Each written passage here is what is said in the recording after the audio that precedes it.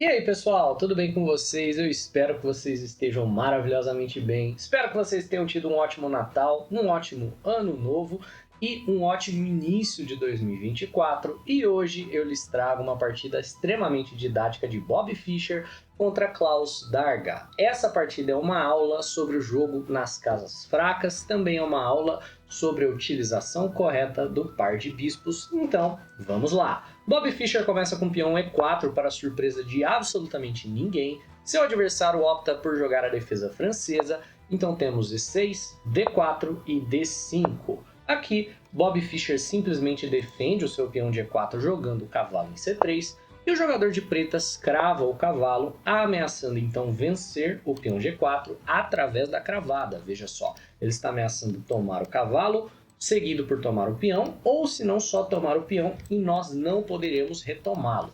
Bob Fischer opta por defender o seu peão avançando e nós agora temos uma estrutura com o centro bem fechado, onde as brancas possuem bastante espaço na ala do rei. Veja só, o peão G5 é muito forte porque ele controla várias casas importantes. Ele está controlando a casa de F6, não deixa um cavalo vir para cá, ele não deixa a casa de D6 ficar tranquila, certo? O adversário eventualmente vai mover o peão de C e essa casa vai ficar fraca e é controlada pelo peão da casa de E5, então a tendência para as pretas é tentar romper essa cadeia de peões jogando o peão C5.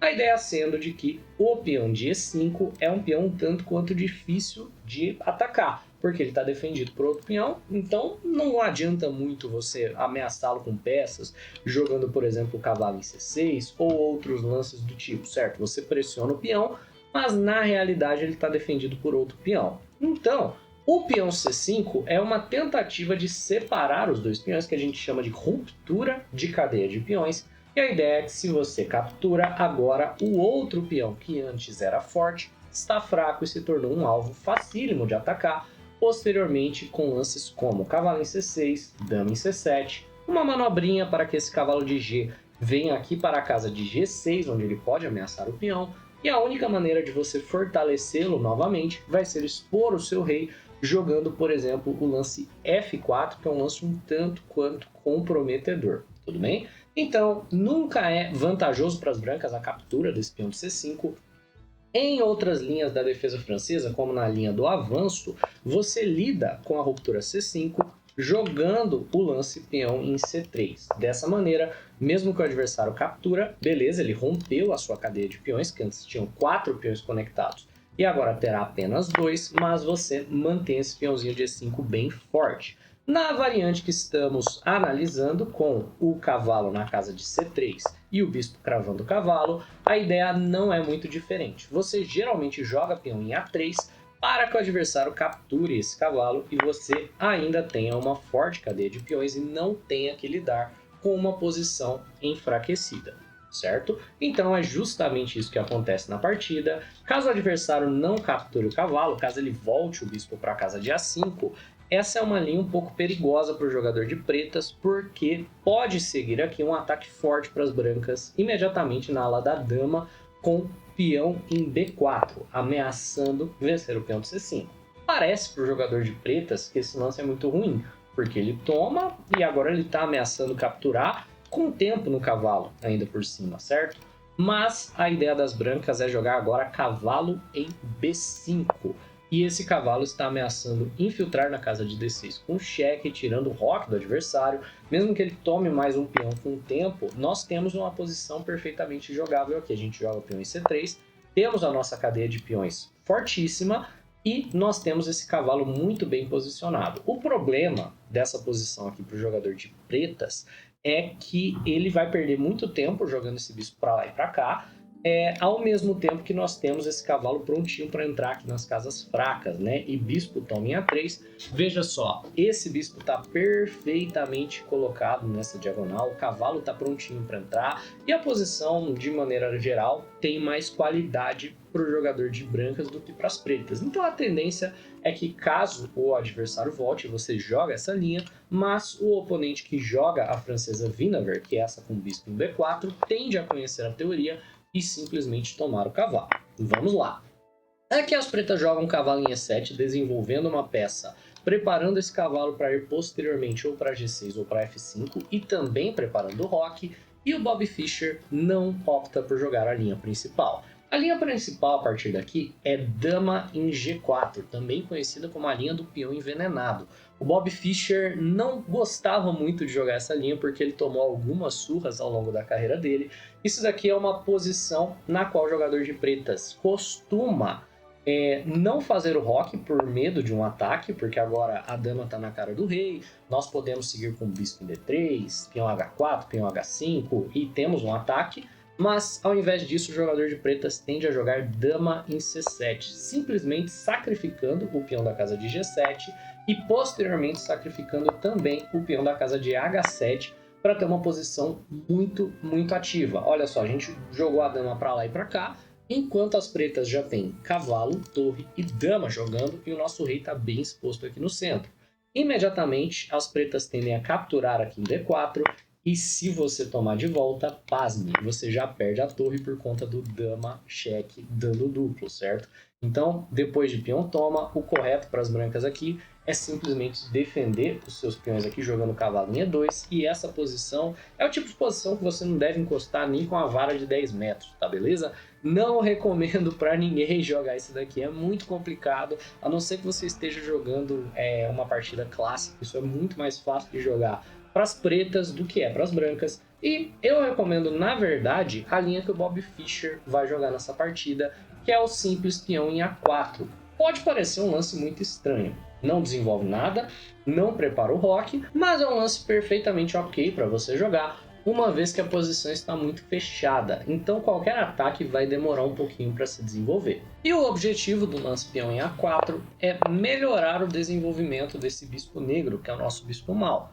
Já vamos entrar em mais detalhes sobre a questão do bispo bom e bispo mau, mas, via de regra, esse bispo vai ficar extremamente passivo aqui na casa de D2, enquanto esse mesmo bispo é extremamente ativo caso ele seja colocado, por exemplo, na casa de A3, que é uma diagonal muito mais forte para ele, do lado correto da cadeia de peões, vamos dizer assim.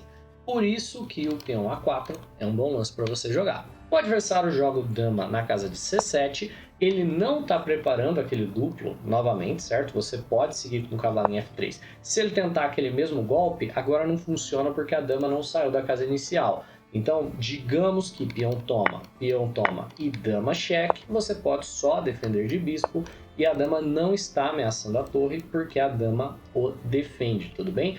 Então essa é uma posição que simplesmente levaria um desenvolvimento rápido para as brancas. Ao invés disso, o jogador de pretas joga peão em B6. E agora eu gostaria de falar com vocês sobre um tema que é muito importante para essa partida, que é o tema do bispo bom e do bispo mau. Veja só, existem cadeias de peões no centro do tabuleiro. O jogador de brancas possui dois peões fixados no centro que estão em casas escuras. Isso torna esse bispo da casa de C1 um bispo mau, um bispo ruim. Ele é um bispo que tem a sua movimentação limitada pelos peões do jogador de brancas. Ou seja, essa peça é estritamente uma peça de pior qualidade na posição do que o bispo de casas claras, que não tem conflito nenhum com os nossos peões e, por consequência, possui muito mais mobilidade. Em contrapartida, o jogador de pretas possui seus peões fixados em casas claras. Ou seja, o bispo de casas claras é o bispo mau das pretas. Esse é o bispo que tem conflito com seus próprios peões. Veja só, ele não consegue ser desenvolvido para fora dessa cadeia. Então, quando o adversário joga peão B6, qual que é o objetivo do lance? Você pode pensar que as pretas estão querendo fianquetar o seu bispo, mas isso não resolve o problema. A partir daqui, por exemplo, se o jogador de brancas joga bispo em D3 e o jogador de pretas fianqueta o seu bispo, esse bispo segue olhando uma cadeia de peões, ele segue estando inativo, assim como estava antes de ser desenvolvido na casa de C8. Portanto, a ideia por trás desse peão em B6 é jogar o bispo em A6 e trocar o bispo de pior qualidade das pretas pelo bispo de melhor qualidade das brancas. E isso vai dar o que a gente chama de uma tremenda vantagem posicional para o jogador de pretas. A partida fica mais fácil de jogar para as pretas se elas conseguirem essa troca. Até porque esse bispo é essencial para o ataque das brancas no longo prazo. Veja como ele está na melhor diagonal possível para ameaçar o rei das pretas após o roque, certo? Então, se o jogador de pretas consegue forçar essa troca, nós temos uma posição muito, mas muito mais difícil de jogar nas nossas mãos. Portanto, Bob Fischer, sabendo disso, joga bispo cheque. Olha que interessante. Se o adversário cobrir de bispo, beleza, você volta o bispo e não tem troca. Se o adversário cobrir de cavalo, a partir daqui, jogando, digamos, um cavalo em D7, agora ele não tem mais a possibilidade de jogar o bispo A6 e propor a troca, porque o cavalo estava apoiando a ideia de bispo A6.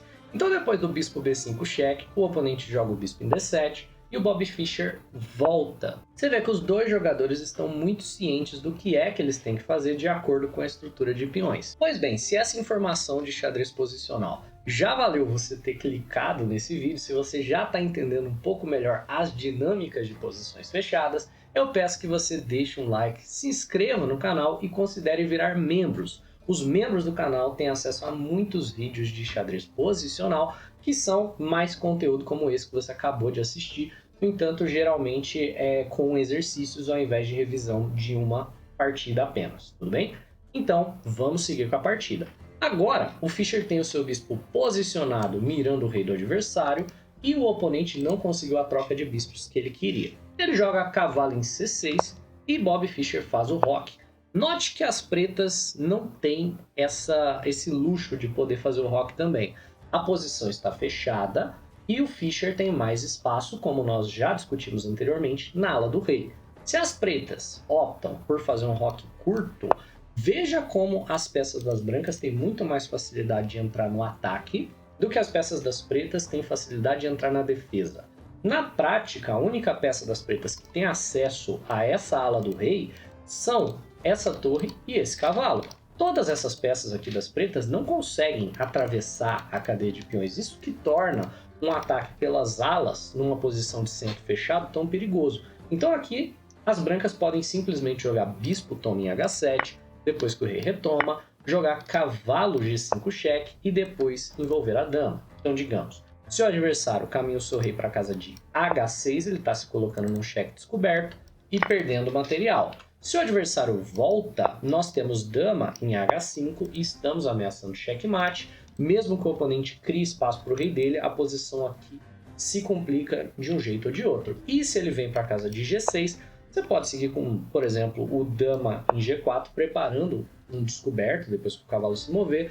E de um jeito ou de outro a posição está muito vantajosa para as brancas. Portanto, o jogador de pretas segue com o peão em C4, ameaçando o bispo e tirando ele dessa casa na qual ela estava de olho ali em H7. Bispo em E2 e agora o centro está definido. Não tem mais tensão no centro, o centro está fechado de uma vez, o que quer dizer que agora nós temos o jogo definitivamente acontecendo pelas alas do tabuleiro, certo? Vem o peão em F6, é uma ruptura de cadeia de peão, e o objetivo desse peão em F6 é se livrar desse peão que está muito chato, pegando muitas casas aqui. Fischer, então, o sacrifica, porque agora o peão está ameaçado 1, 2, 3 vezes, para poder jogar bispo em A3. E agora o peão foi sacrificado com a justificativa de que se o centro se abrir, quem está com o rei no centro é o jogador de pretas. Então quem se complica é ele. Pode tomar o peão ao seu custo e risco. Temos a captura do peão, Fischer toma de volta e o adversário captura de cavalo. Agora Fischer vai punir o oponente por ter o rei no centro, jogando torre na casa de E1 e forçando o seu oponente a decidir o que é que ele vai fazer. Se vai fazer o roque, se vai voltar o cavalo. O lance correto para o adversário teria sido jogar cavalo da casa de E5 para a casa de C6. No entanto, o adversário não identifica corretamente o que ele deveria fazer, joga o cavalo de E7 para a casa de C6 e agora Bob Fischer tem uma posição com vantagem vencedora. Eu gostaria que você pausasse o vídeo e tentasse encontrar a sequência que assegura bastante vantagem para Fischer. Ele não achou essa sequência, mas eu tenho fé que você vai encontrar. Pausou? Encontrou? Então vamos lá. A linha do computador é fantástica. É cavalo toma cavalo e depois de cavalo toma, você joga bispo em H5 cheque para forçar o adversário a piorar a sua estrutura de peões jogando peão G6. O objetivo dessa brincadeira toda foi para a gente poder jogar dama em D4, cravando o cavalo, e agora nós teremos uma troca igual de material. O oponente toma o nosso bispo, nós tomamos o cavalo dele aqui de torre, e beleza, temos uma troca igual. No entanto, o nosso rei está perfeitamente seguro, nós não temos peões dobrados, recuperamos ainda um material que nós sacrificamos porque vai cair o peão da casa de H5, e o adversário está com um instrutor de peões totalmente ferrada e o rei no centro. Então, aqui Fischer poderia ter vencido o jogo. Qual que é a diferença se você colocar esse cavalo? Aí não temos o dama em D4 no final da linha, cravando um cavalo aqui, certo? Se você tira o cavalo da casa de D4. Mas a questão é que o Fischer não viu. Ele tomou o cavalo, depois ele jogou F4 ao invés de bispo cheque. E F4 está marcado como um agafe, porque ele tinha aquela sequência que vencia, mas a ideia do Fischer aqui é muito simples, certo? Ele chuta o cavalo, na hora que o cavalo volta, ele joga agora bispo em G4 e está ameaçando o peão, que é a base da cadeia de peões, bem como punindo seu oponente por estar com o rei no centro. De uma maneira ou de outra, a posição aqui está visivelmente mais fácil de jogar para o jogador de brancas, que está com o rei seguro, não está com nada pendurado. Então, as pretas finalmente optam por tirar o seu rei do centro, fazendo um roque longo. Não está parecendo muito seguro, a estrutura de peões está bem defasada aqui na ala da dama também. E isso vai ser relevante para essa partida. Mas você vê que a posição aqui foi de mal a pior porque o jogador de pretas foi ganancioso. Ele tentou ficar com um peão a mais, ele tentou jogar para ganhar um peão no centro e abrir o centro antes de fazer o roque. No fundo, é uma lição básica. Você precisa priorizar a segurança do seu rei acima de qualquer material. E aí, no final das contas, o Fischer ainda recupera o material que foi sacrificado, porque agora vai cair o peão da casa de E6. Bispo toma E6, na retomada do seu adversário, ele toma de torre, e a posição está desagradável para as pretas até esteticamente. Tá feio, tá estranho com esse rei aí no centro, certo? E agora basta para o Fischer fazer o seu arremate. O adversário joga a torre na casa de D7. Parece que ele está impedindo uma infiltração na sétima. Não é essa a ideia, ele está fazendo espaço para o cavalo poder chutar a torre dali. E o Fischer joga F5, uma vez que o peão de F4 estava pendurado. E temos cavalo na casa de D8. Aqui no seu livro, As Minhas 60 Melhores Partidas, o Fischer ainda comenta que ele poderia ter simplesmente deixado essa torre aí. Ele poderia ter jogado dama em F3 e sacrificado a qualidade para ter um peão passado de volta, certo? Então a ideia é que se o jogador de pretas captura essa torre, esse peão aqui vai fazer muito estrago. Ele não pode ser facilmente bloqueado, porque o bispo está cobrindo aqui a casa de bloqueio do peão. Então ele vai avançar apoiado pelo bispo e posteriormente vai ser tranquilo para as brancas fazerem esse peão promover. A posição aqui é muito vantajosa para as brancas. Na hora o Fischer não viu a possibilidade de sacrificar a qualidade. Minto, ele viu, avaliou e preferiu ir pelo seguro, que é voltar à torre. Hoje em dia o Engine concorda com ele que a outra alternativa seria melhor. E o seu adversário joga dama em F4, tocando a torre ao mesmo tempo que toca o peão. Temos torre em F3, tirando do ataque e defendendo seu peão. A dama vai para a casa de E4 e agora vem peão em A5, simplesmente expondo o fato de que esse rei está muito fraco. É um sacrifício de peão, mas o adversário absolutamente não deve tomar esse peão, porque abre a coluna B e deixa esse rei ainda mais exposto. O oponente então joga cavalo na casa de C6, defendendo ali o seu peão da casa de A7, ativando o cavalo que não estava muito ativo lá em D8, depois que ele já chutou a torre, e o Fischer captura. Agora a coluna A está aberta e é lá que o jogador de pretas encontrará o seu fim, certo? Temos dama em B1, ameaçando o peão, rei em C7, o defendendo, e bispo em C1. O objetivo do bispo em C1 é liberar a coluna A para que as pretas encontrem o seu fim. O jogador de brancas vai utilizar a torre na coluna aberta, dobrando torre e dama na coluna aberta, e é impossível para as pretas impedir. Esse bispo aqui também vai partir para a casa de F4, um cheque, vai ser devastador. Dama é um cheque, a torre volta e bloqueia, e a dama toma em C3, certo? Temos bispo em F4 cheque, rei em B7, e note como o Fischer transformou o seu bispo mal da posição em um herói que está cortando todas as casas desse rei. Agora, depois de dama em B5, o oponente dá um cheque, e ele se rende, porque a dama vai infiltrar. E, por exemplo, se a partida tivesse continuado, digamos, com a outra torre vindo aqui para D8, isso daqui já é checkmate. Então o adversário de Fischer abandona a partida e temos maestria em uma das melhores partidas de Bobby Fischer. Eu espero que vocês tenham aprendido algo com essa lindíssima partida clássica. Um abraço e até a próxima.